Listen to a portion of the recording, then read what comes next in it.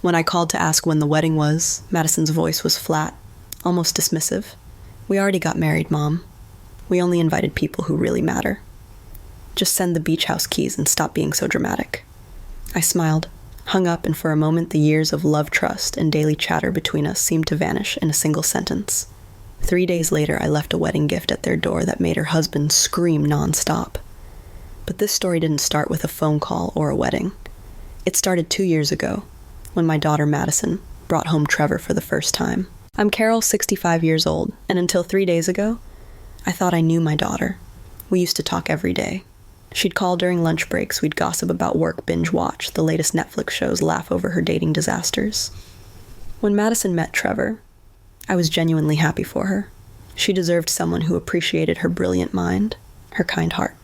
"Mom, he's different," she said that first night, practically glowing. "He really gets me." I prepared my famous lasagna, the one she'd been asking for since she was 12. Trevor arrived in a crisp suit, carrying roses and compliments about my home. Handsome, polished, perfectly charming, but something in that perfection made me uneasy. I pushed my doubts aside. Madison was happy, and for a moment, that was all that mattered.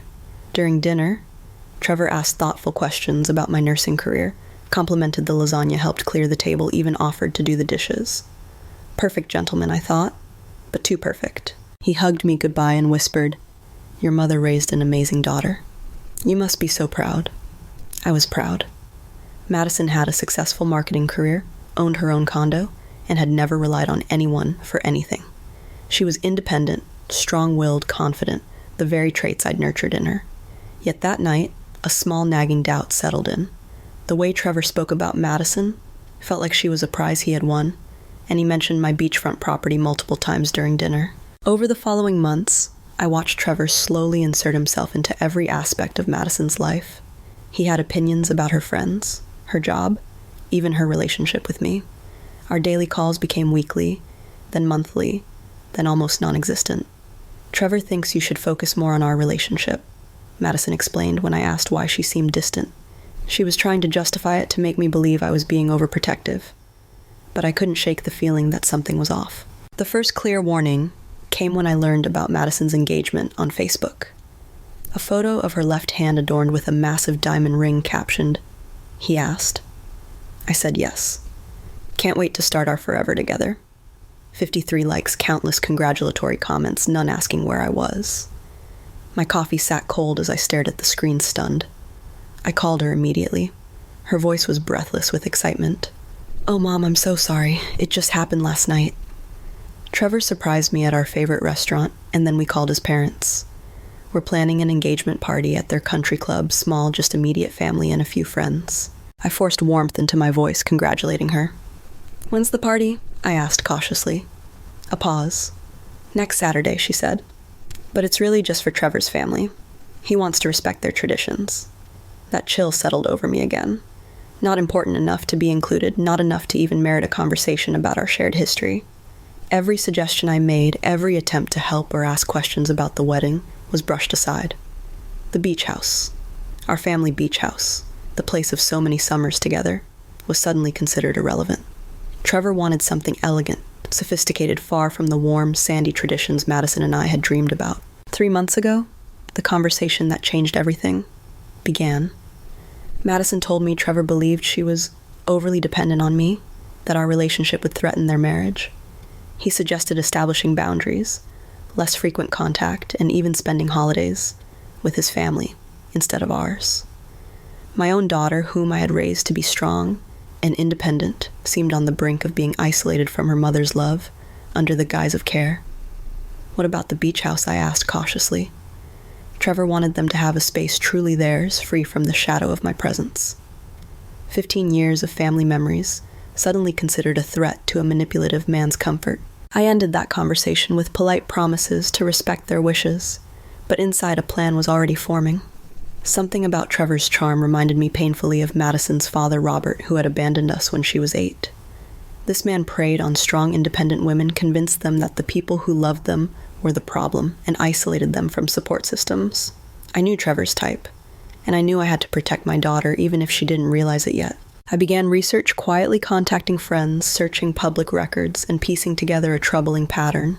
Trevor wasn't just controlling. He was a predator, targeting intelligent, successful women with family wealth. Madison wasn't his first. Emma, whose family owned a restaurant chain, and Sarah, a trust fund heir, both had been manipulated and isolated before their families intervened. Trevor's charming facade hid a long history of deception and exploitation. By the end of the week, I had everything I needed. The wedding gift I would leave on their doorstep wouldn't be flowers or a bottle of wine. It would be truth. Not revenge, but justice. The pattern of his lies, his manipulations, and his financial deceptions, all carefully documented, would be revealed. Trevor Morrison had underestimated me. He had assumed I was just another mother who would quietly accept being cut out of her daughter's life. He was wrong. Friday morning, I drove to Madison and Trevor's apartment carrying the gift that would change everything. The package was elegantly wrapped in silver paper, tied with a crisp white bow, but inside lay a leather portfolio filled with carefully assembled documents, public records, newspaper clippings, emails, and contact information for the lawyers handling Robert's estate. Trevor was about to learn the cost of underestimating a mother's determination. I left the gift outside their door with a simple note. "Congratulations on your marriage. Every new husband should know the full story of his wife's family. With love, Carol." By 2:17 p.m., my phone buzzed. Madison's number flashed, but the voice on the line was not hers. Trevor was screaming furious, accusing me of harassment, threatening the police. I stayed calm. "Dear, what exactly would you report? That your mother-in-law gave you a wedding gift containing public records and newspaper articles?" His rage turned to panic almost instantly, the scream replaced by a jittery, incredulous tone. I told him about the connection between his grandfather and my late husband, about the embezzled funds that had ruined Robert's life, and about the offshore accounts Trevor had been quietly accessing for years, all of which legally belonged to Madison. The screaming stopped. "You're lying," he said, his voice now shaking.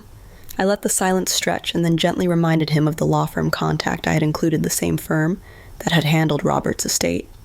Panic edged his tone. The truth was inescapable. The wedding gift had been more than ceremonial.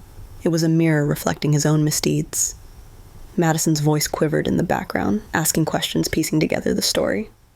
Trevor's bravado had collapsed under the weight of facts, documentation, and legal backing. Madison called me later that evening, hoarse from crying. "Mommy left," she said, tears still in her eyes. He had packed 2 suitcases, turned off his phone, and left. But she pulled out a manila folder from her purse, a collection of emails between Trevor and someone named Marcus Webb, discussing her inheritance and offshore accounts. The pieces fit together.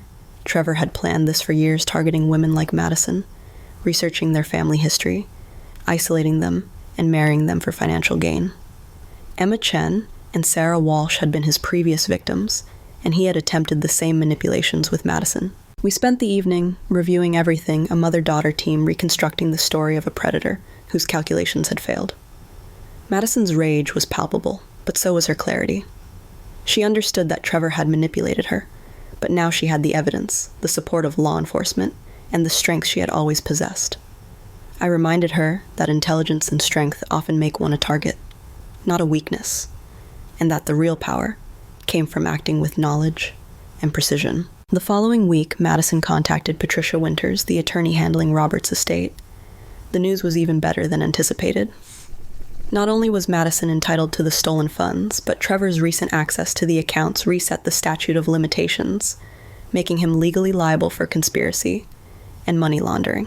The FBI became involved, assigning Agent Jennifer Liu, an investigator specializing in financial fraud. We now had an opportunity to catch Trevor in the act, to record a confession, and to bring him to justice for multiple victims. Trevor naturally tried to return, sending messages that he missed her promising change and insisting he was ready to rebuild their marriage. Madison, acting on the plan, responded in a carefully crafted way to appeal to his ego, luring him back into the apartment under surveillance. Agents were positioned, Madison wore a wire, and every move was monitored. By 9:31 p.m., Friday night, Trevor admitted on record that he knew about the offshore accounts and had married Madison to gain access.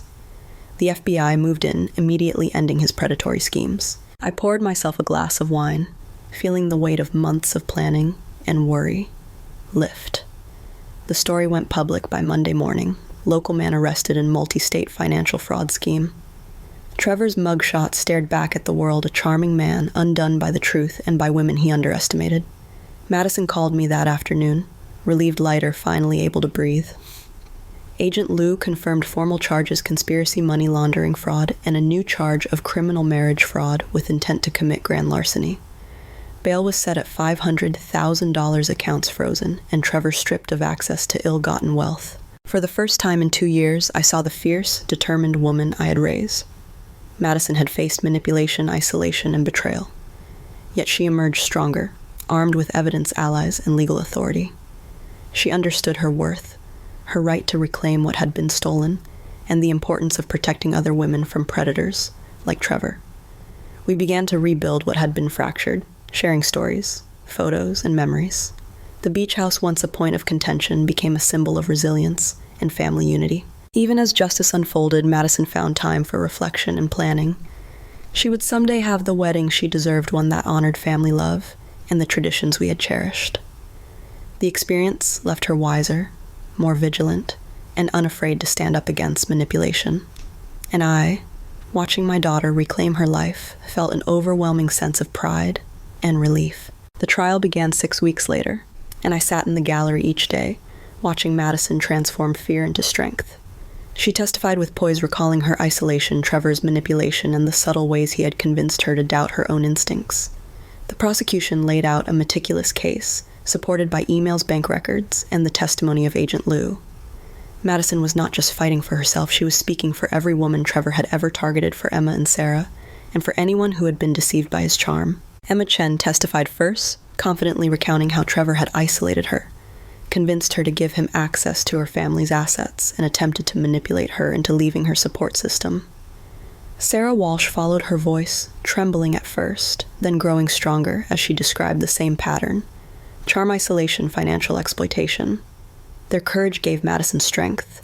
She looked at each woman and saw not just their shared suffering, but their resilience. Together, they were a force no predator could ignore. Trevor's defense attorney tried to downplay the scheme, painting him as a misguided man who had made poor choices rather than a calculated predator. But the evidence was overwhelming. Emails, financial transactions, and the detailed research Trevor had conducted on each target left no room for doubt. Surveillance photos and testimony from the private investigator further confirmed a deliberate, premeditated pattern of manipulation and theft. When Marcus Webb took the stand, admitting his role as an accomplice in accessing Madison's inheritance, the courtroom gasped. Webb's confession made it clear that Trevor had identified his victims years in advance, studied their family histories, and orchestrated his schemes with meticulous planning. The most powerful moment came when Madison testified about being the intended target. The prosecutor asked her to describe the emotional toll, the isolation, the subtle erosion of trust, the ways she had been convinced that her mother was the obstacle, not the ally. Madison's voice was steady, unwavering. She described the 2 years of manipulation, of small lies building into a grand deception, and the way she had finally discovered the truth. There was silence in the courtroom as she finished, the weight of her experience settling on everyone present. Trevor's expression shifted from arrogance to shock, then fear, and finally, resignation. Over 3 days, the jury absorbed the layers of deceit and calculated exploitation. Witnesses reinforced the narrative Trevor had married Madison with intent to gain access to assets he believed would be his.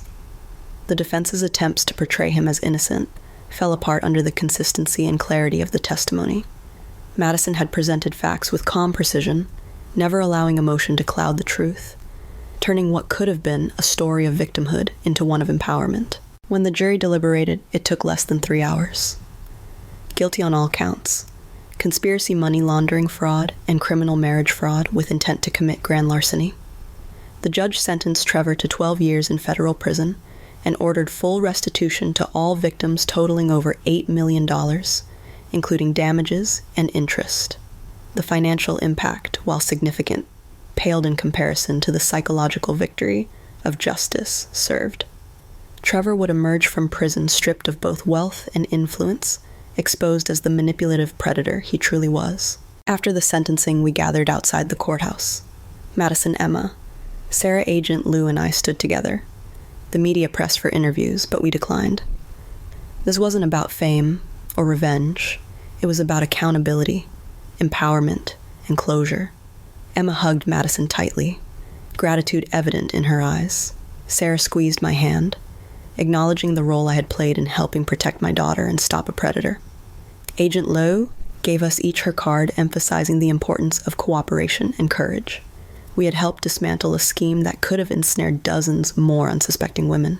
Walking to our cars, Madison turned to me, her eyes filled with warmth and a renewed sense of self. She asked for my help in planning a wedding someday, a ceremony that would celebrate love, family, and truth, a day free from manipulation. She smiled, referencing the beach house, the place that symbolized resilience and family legacy. I hugged her, feeling the weight of the past lift as we embraced mother and daughter reunited stronger than ever. That evening, I reflected on the journey we had endured.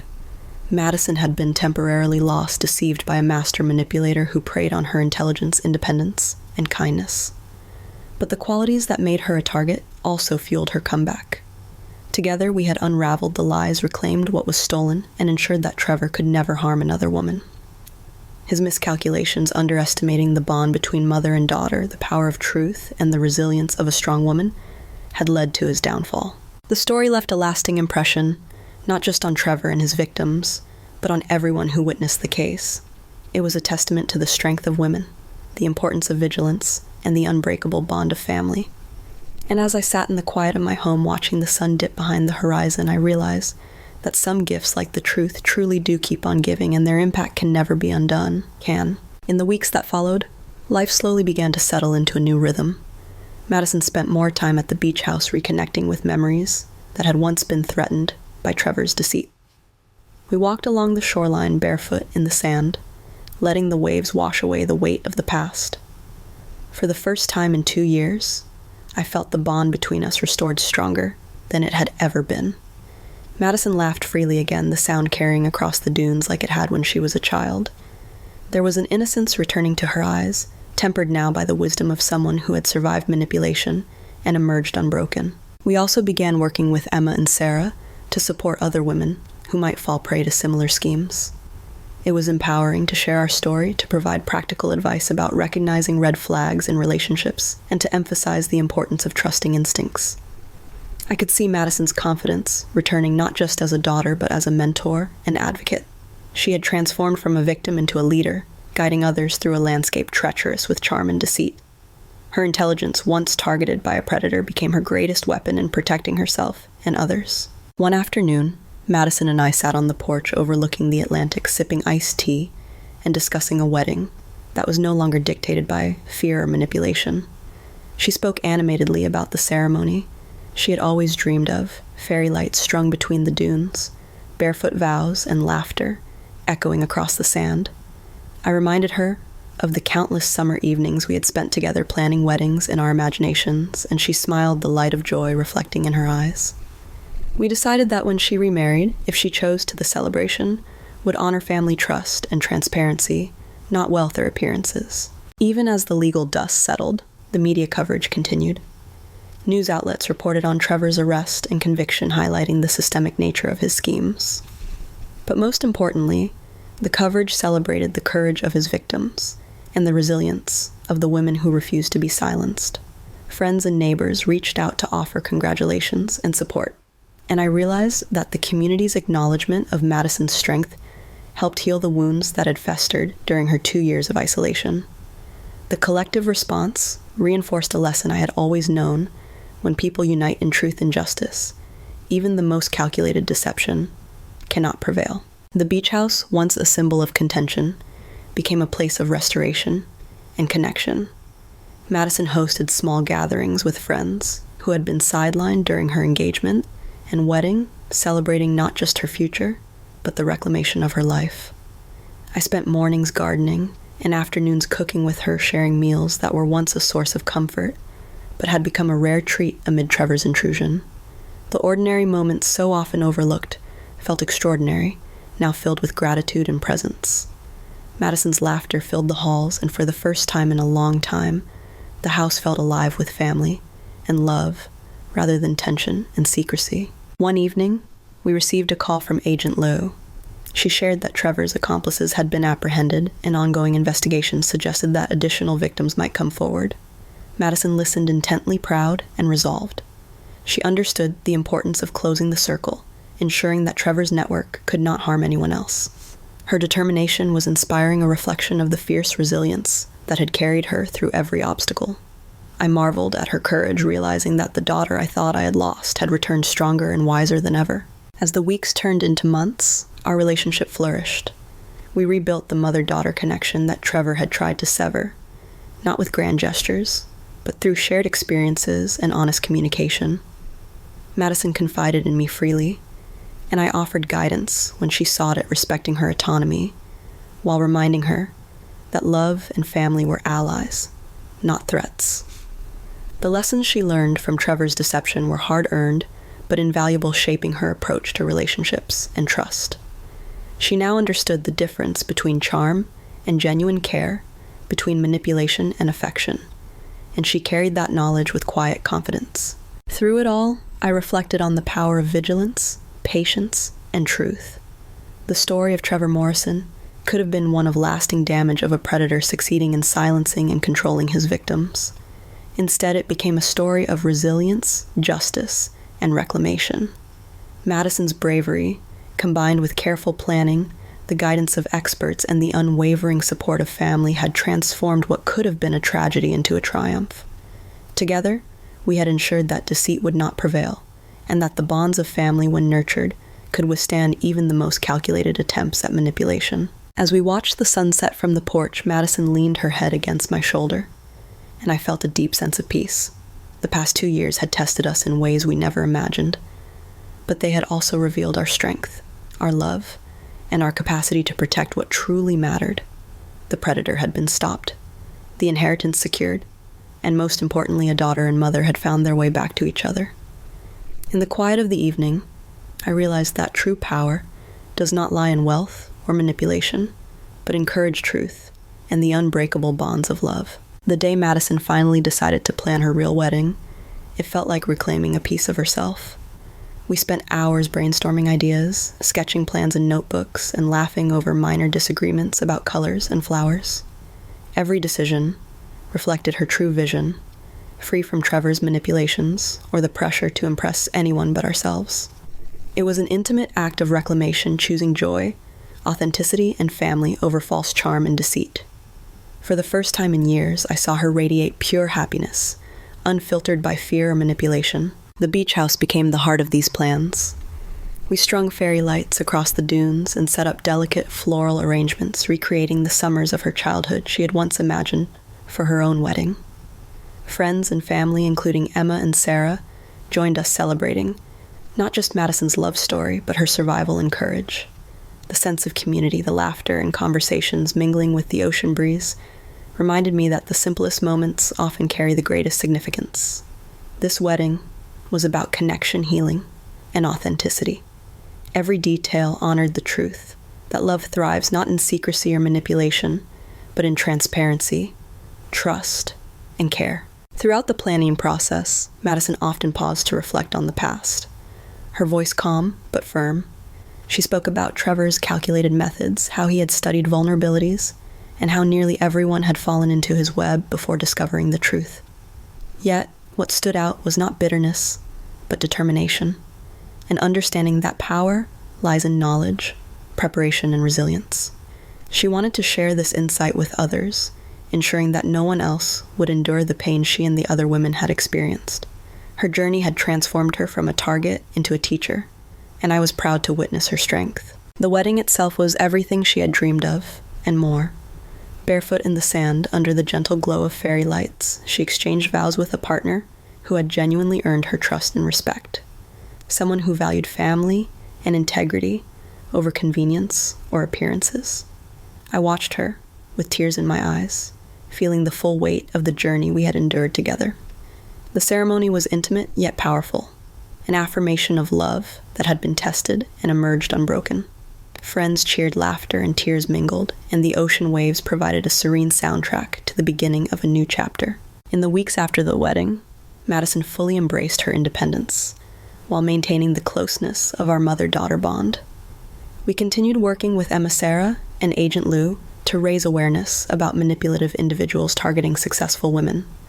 Madison's story became a beacon, demonstrating the importance of vigilance, intuition, and the courage to act. Our collaboration empowered others, providing practical guidance and emotional support to those navigating complex relationships or family dynamics.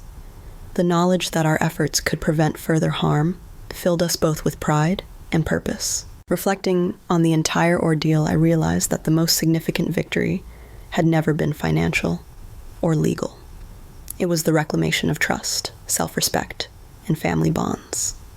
Madison had been temporarily lost, misled by a master manipulator, yet she emerged not only unbroken, but stronger, more resilient, and wiser than before.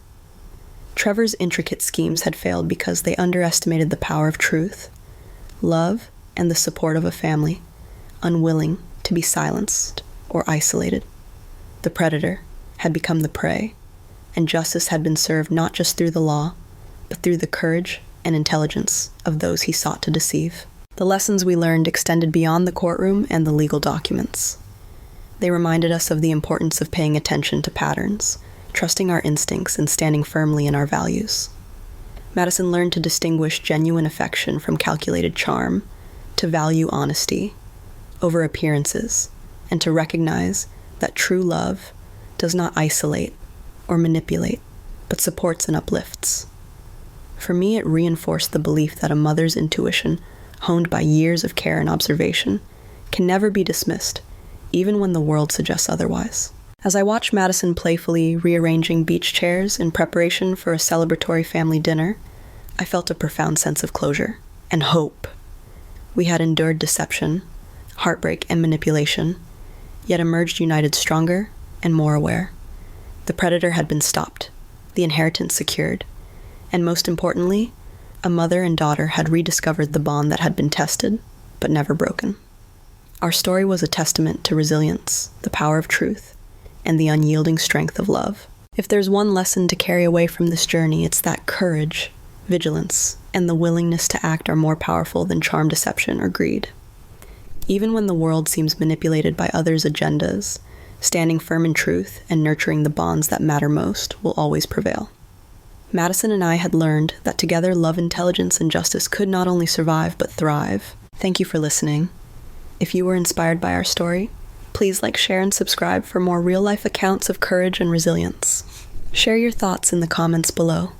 Your voice matters, and your story could empower someone else today.